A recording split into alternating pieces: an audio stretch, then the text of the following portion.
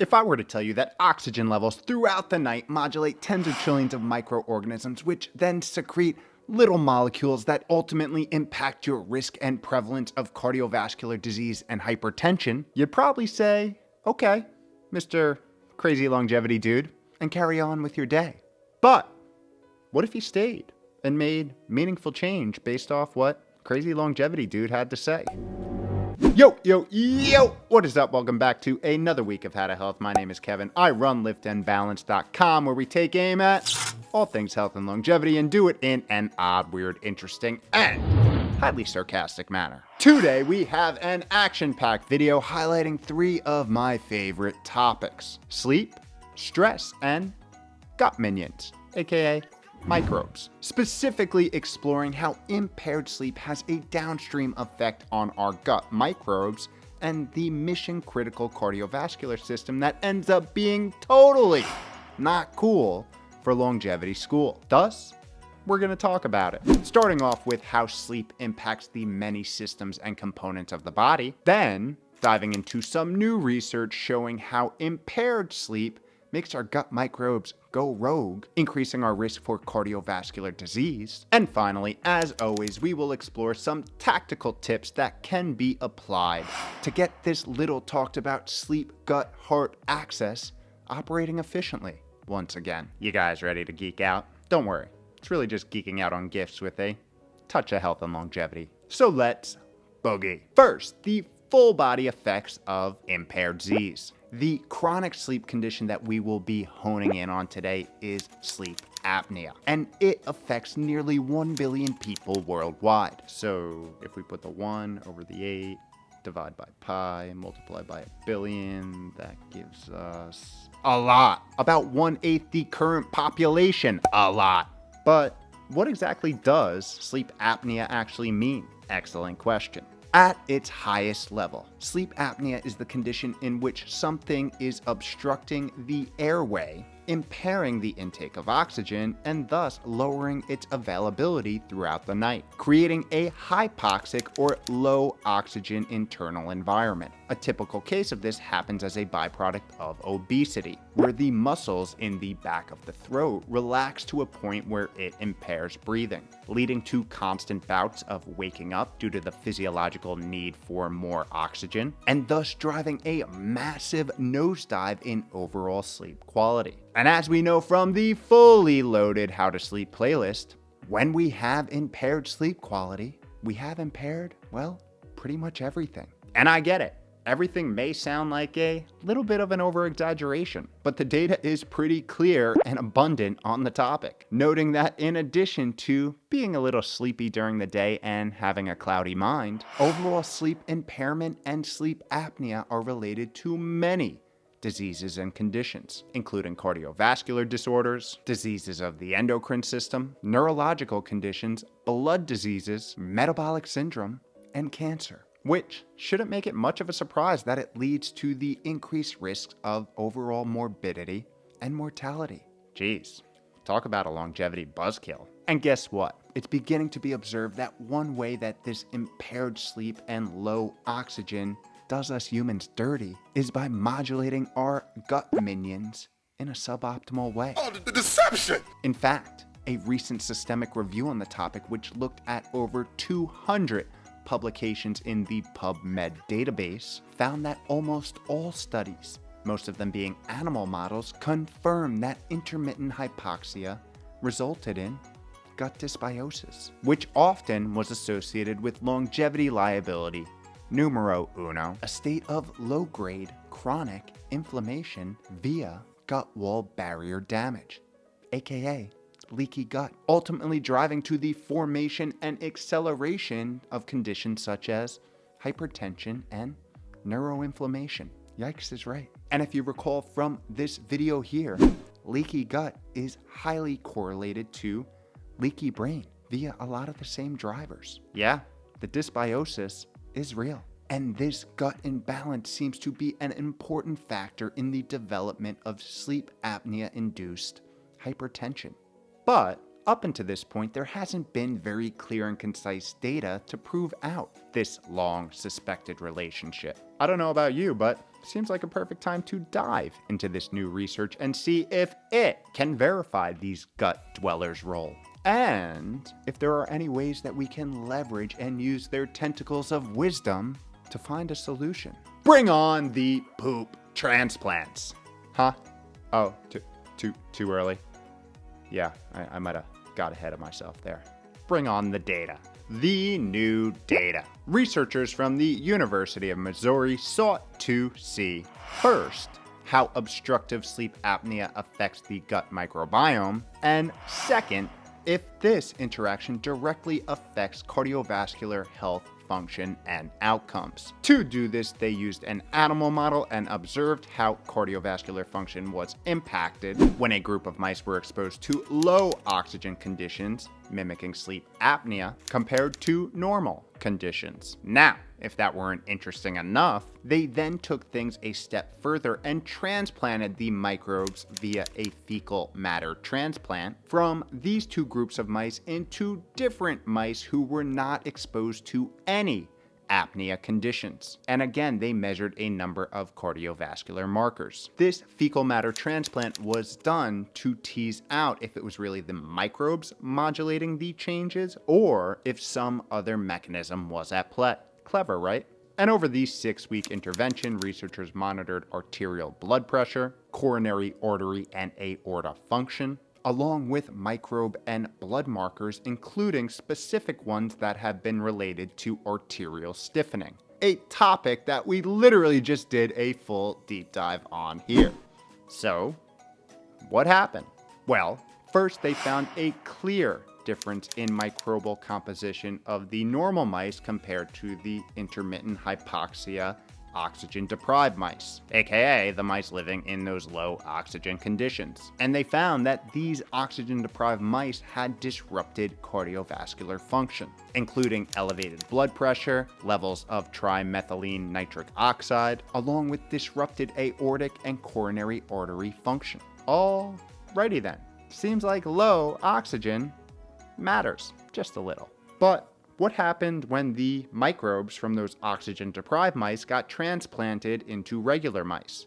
Something interesting, of course. These mice who were not restricted oxygen but given the microbes of mice who were, via the poop transplant, began to see dysfunction, as they too experienced elevated blood pressure, higher harmful metabolite levels, along with impairment in aortic and coronary function. Whoa.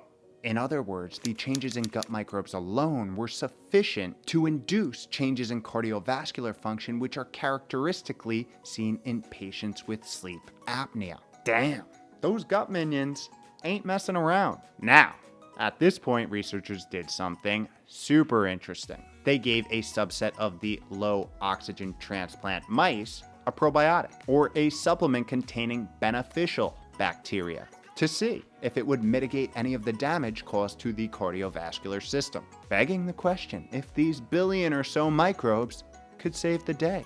Interestingly, the results showed that targeted probiotic supplementation had protective effects against cardiovascular disease for the mice who received the low oxygen microbe transplant, but did not extend to the mice being directly exposed to the apnea conditions. Huh, you don't say. All of this had researchers conclude that the gut microbiome changes from impaired oxygen intake had direct effects on cardiovascular health, and probiotic supplementation alone is insufficient to protect against the many adverse effects induced by chronic sleep apnea, including inflammation, metabolic dysregulation, and antioxidant imbalance. Another day, another reason to start helping your microbes help you.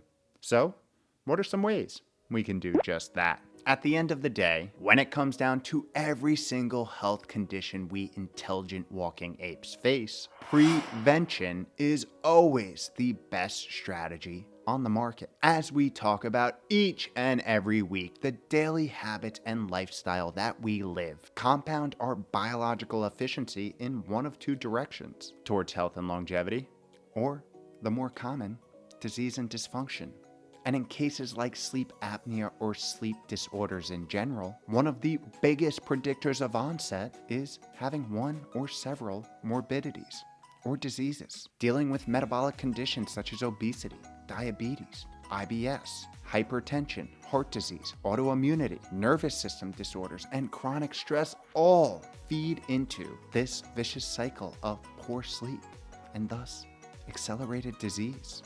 So if you are healthy and functional right here, right now, I urge you to preserve and protect it. Start investing and do not wait. There's simply no better time to start or continue investing in your most valuable asset than right here and right now. Now, if you are dealing with something like sleep apnea, insomnia, chronically disrupted sleep, or any other sleep condition, there's a high probability, like previously mentioned, there's some sort of internal metabolic dysfunction going on.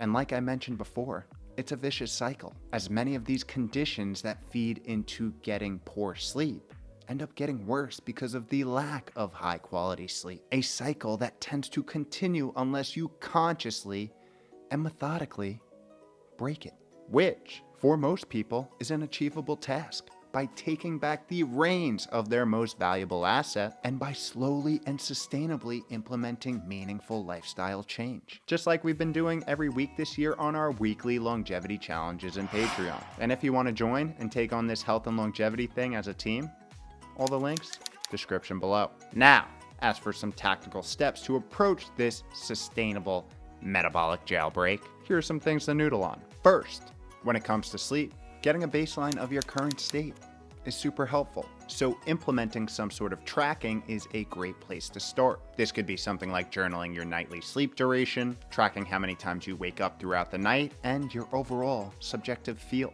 If you want to get a little more granular, you can explore a wearable to monitor all of this for you.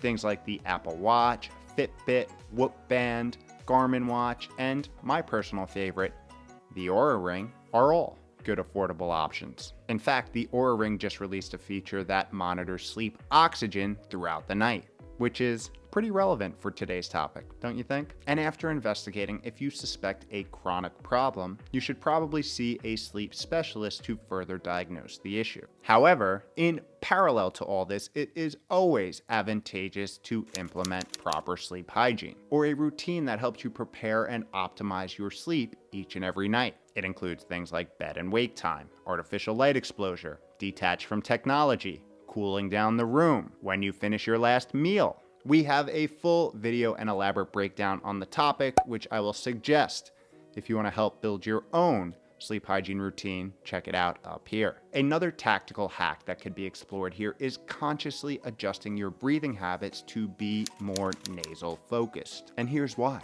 We have become a society of chronic mouth breathers. And this has not only translated to more potential issues with airflow as we sleep, but also an overall decline in cellular and metabolic health. Nasal breathing is associated with improved blood flow, better oxygen uptake, reduced stress, and less overall pathogen infiltration due to the immune system being very abundant in the nasal cavity. So making a conscious effort to use your nose more is super advantageous. And if you're having trouble, there are even ways to kind of force the issue, such as taping your mouth. We have a full video on the powers of nasal breathing, which I will link in the description below. Next, we move to the TLC, tender love and care of our gut microbes and overall health with what we eat. Because you are what you eat. Like, literally. The foods that we eat on a daily basis end up becoming the building blocks that not only create the very cells that comprise our holistic self as we see it,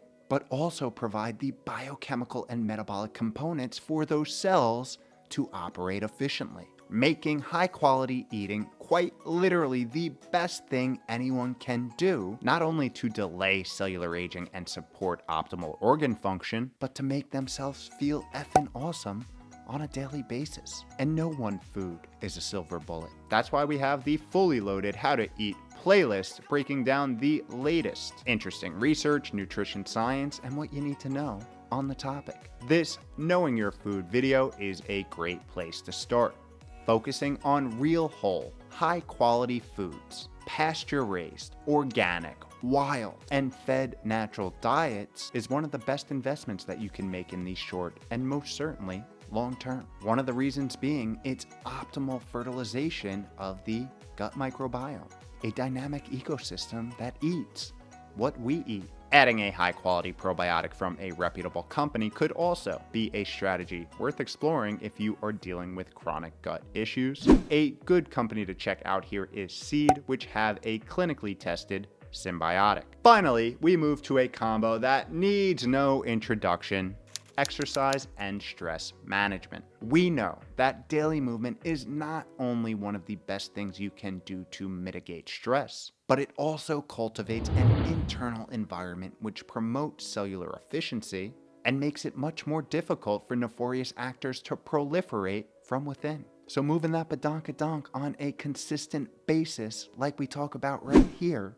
and mixing it with other stress management habits like mindfulness, meditation, breath work, nature, journaling, and just hanging with people you truly enjoy cannot be overstated as a magical health potion. And might I add, not costing a dime, only time. As you may be figuring out by now, this health and longevity thing requires a holistic strategy. And it's not something that gets figured out overnight, especially when you're getting crappy sleep. It's something that gets built and solidified over many nights. It's a journey where small changes are implemented over the span of weeks to months and years to decades. A journey that gets reinforced by that oh shit moment when you experience how you could have been feeling this whole time. Good, refreshed, restored, energized, and happy. So do yourself a favor and don't leave feeling good each and every day on the table. I mean, there's much better things you could leave on the table. Like, well, for one, poop transplant. You're not going to want to do one of those. So get out there and own your shit. Wait a sec.